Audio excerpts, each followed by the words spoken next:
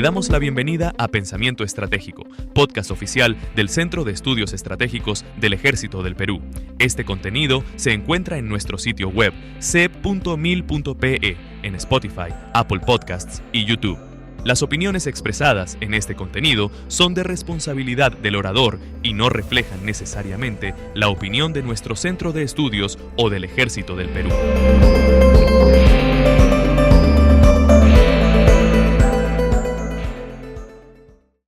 ¿Qué tal? Esto es Pensamiento Estratégico, podcast producido por el Centro de Estudios Estratégicos del Ejército del Perú.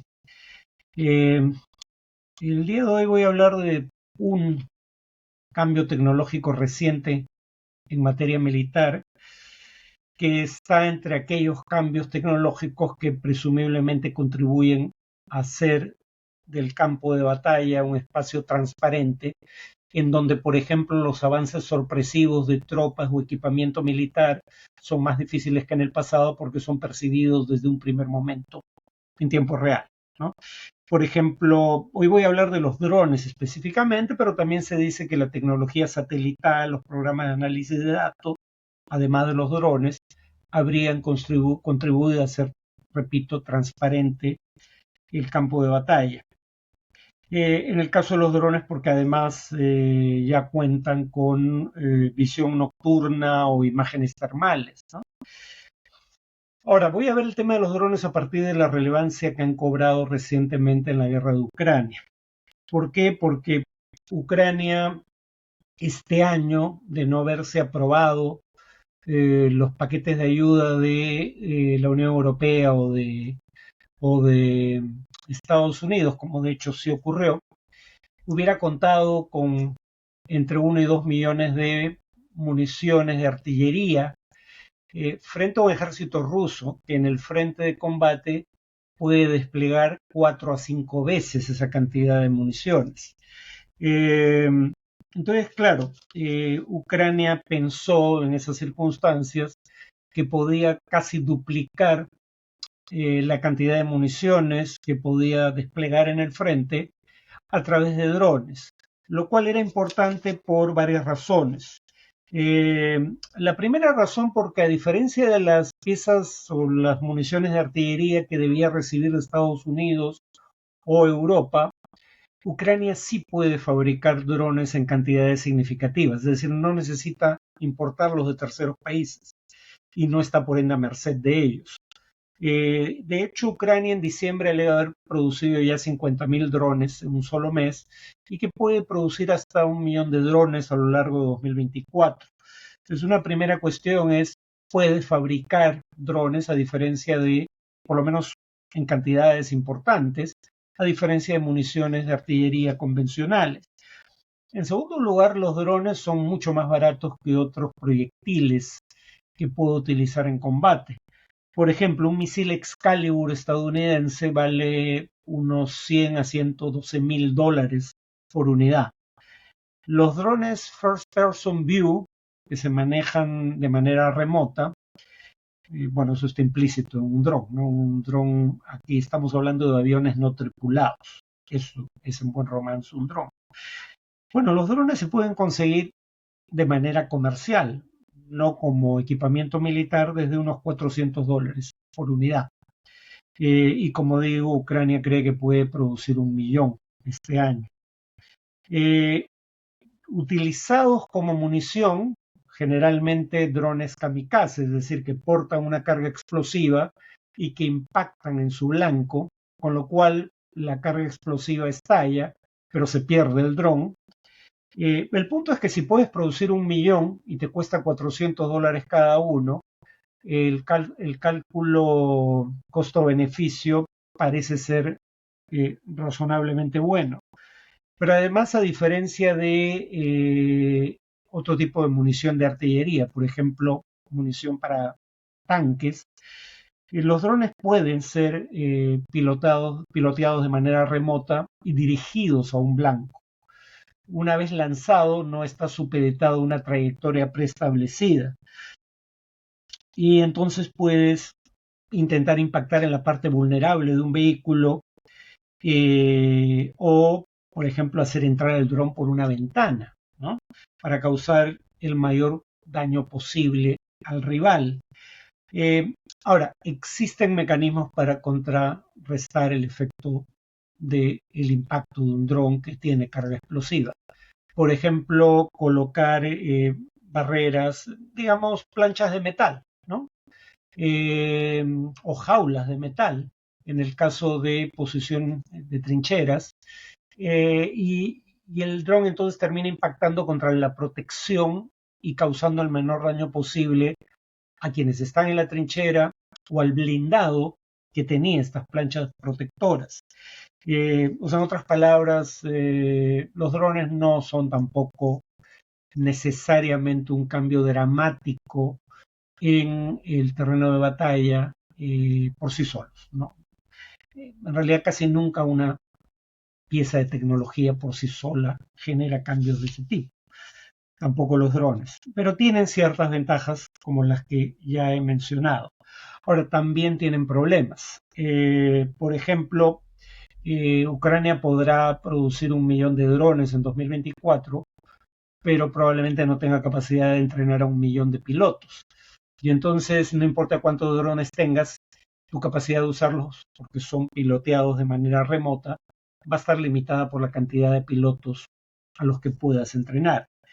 Otro problema que surge con los drones es que la señal que comunica el piloto remoto con el dron puede ser interceptado, puede ser simplemente interferida. Y eso hace que el dron ya no obedezca al piloto remoto, porque sencillamente la comunicación se cortó. Por no mencionar un hecho que no tiene que ver con la guerra de Ucrania, pero es el hecho de que ya hay antecedentes de uso de drones por parte tanto de grupos irregulares armados como de carteles de crimen organizado, específicamente carteles de droga mexicanos, que han utilizado drones para reconocimiento del terreno, para contrabando de drogas e incluso para lanzar ataques, ¿no? Ahora, Ucrania cree que puede resolver estos problemas que generan la interceptación de las comunicaciones o la falta de pilotos recurriendo a la inteligencia artificial. ¿Cómo así? Porque dice que está desarrollando drones que pueden por sí solos, programados obviamente por seres humanos, identificar blancos y atacarlos, lo cual resolvería el problema de la interceptación de las comunicaciones, ¿no? Porque una vez que el dron aprende a reconocer blancos, los puede atacar de manera independiente, ya no necesita direcciones ulteriores de un piloto remoto. Y por otro lado, de esta manera un piloto podría operar más de un dron a la vez. Y en ese sentido se resolvería el problema de la falta de pilotos, porque el piloto solo, digamos, provee de la información sobre el tipo de blanco que hay que atacar y programa al dron para atacar ese blanco. Ahora, dicho sea de paso, se supone que estos drones con inteligencia artificial serían drones que lanzarían proyectiles contra un blanco, no serían drones kamikaze. O sea, es decir, no es que el dron va a impactar en el blanco, sino que, como un avión convencional, solo que sin un piloto presente en la unidad, los drones lanzarían proyectiles contra el blanco y luego retornarían a su base, ¿no? Ahora, hay quienes dicen que el uso de inteligencia artificial puede crear problemas en materia de derecho internacional humanitario. ¿Por qué? Porque incluso cuando se trata de un dron con piloto remoto, el piloto remoto en última instancia es responsable por las decisiones que toma. El dron no es el que decide qué blanco atacar, lo decide el piloto remoto. Aquí estamos hablando de inteligencia artificial capaz de identificar y atacar un blanco por cuenta propia. Pero ahí el problema, cuando se mencionan casos como el de Gaza, porque por ejemplo hay un reportaje en la revista Más 972, que es el código telefónico de Israel, si mal no recuerdo, que habla de la cantidad de bajas civiles que producen los ataques de blancos identificados por inteligencia artificial. No atacados de manera autónoma por drones necesariamente, aunque a veces ese es el caso, pero sí identificados como blancos potenciales a través de programas de inteligencia artificial con un mínimo de supervisión humana. Pero ese reportaje revela, por ejemplo, que cuando se trata de un miliciano de bajo rango de algún grupo irregular armado palestino, el programa, digamos, del que se provee a la inteligencia artificial, establece que es lícito provocar 20 víctimas civiles si a cambio se logra dar muerte al blanco militar. Y cuando se trata de altos mandos de grupos como Hamas o la Yihad Islámica Palestina, el programa tolera hasta 100 bajas civiles si con eso se da muerte a un líder de Hamas. Cosa que además no necesariamente es el caso porque, por ejemplo, en Jabalía, donde se lanzó Bunker Busters, ¿no? O sea, bombas que penetran en el suelo o en el concreto varios metros antes de estallar para alcanzar, digamos, blancos que están bajo tierra, como los túneles de Hamas. Bueno, la inteligencia no puede tener certeza absoluta que un líder de Hamas esté bajo tierra en un lugar determinado, porque en ningún momento hay contacto visual, por ejemplo, ¿no? Y en el campo de refugiados de Jabalía, uno de los lugares más densamente poblados del mundo, Israel lanzaba estos bunker busters con cargas explosivas de hasta 1 tonelada, que causan 2 daños, no uno. Al penetrar en el terreno, y en particular cuando penetran fierro o cemento, causan trepidaciones sísmicas, es decir, causan temblores o terremotos, y al estallar la carga, como es una carga de casi 1000 kilos, ¿no? Algo más de 900 kilos de explosivo, causa un segundo impacto a la población colindante, ¿no? Pero acá es una decisión deliberada la que causa ese daño. Por ejemplo, Estados Unidos, según la revista The Economist, en la guerra de Irak del año 2003, autorizó hasta 30 bajas civiles si a cambio de eso se daba muerte a Saddam Hussein. Pero aquí estábamos hablando de una dictadura personalizada y de, digamos, dar muerte al líder máximo, ¿no? Y aún así el número de bajas civiles toleradas no era tan alto como en el caso de las que tolera el programa, la programación israelí en Gaza. Terminaría diciendo que además en el caso específico de los drones que Irán lanzó contra Israel el 13 de abril, no tenían como intención causar un gran daño y claramente este es un uso para el cual los drones convencionales no son un buen instrumento. Primero porque la distancia que debían recorrer entre Irán e Israel era de unos 1000 kilómetros y estos drones israelíes Shahid, si se cree que son buena parte de los que se lanzaron, tienen una velocidad de unos 185 kilómetros por hora. O sea, se sabía de antemano que iban a tardar entre 5 y 6 horas en alcanzar el blanco, suponiendo que lo hicieran.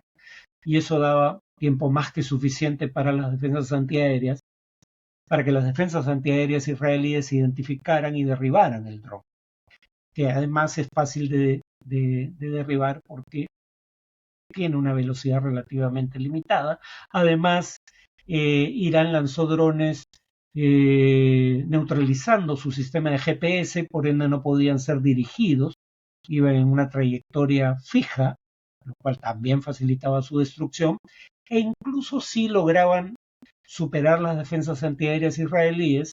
Estamos hablando de drones que tienen cargas explosivas de unos 50 kilos, o sea, no máximo, no hubieran causado un gran daño.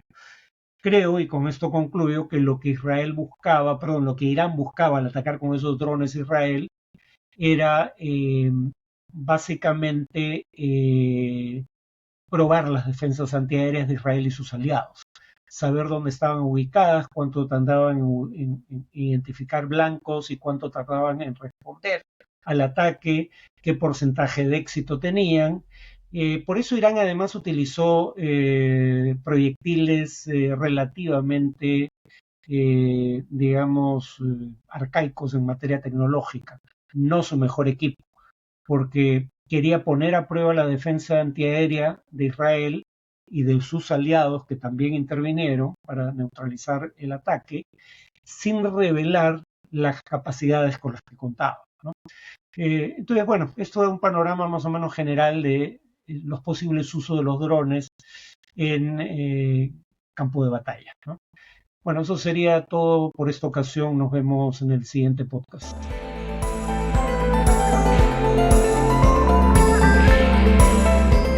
Este podcast está disponible en nuestro sitio web cep.mil.pe, en YouTube, Spotify y Apple Podcasts. Le invitamos a explorar nuestra web, a suscribirse a nuestro newsletter y a seguirnos en redes sociales.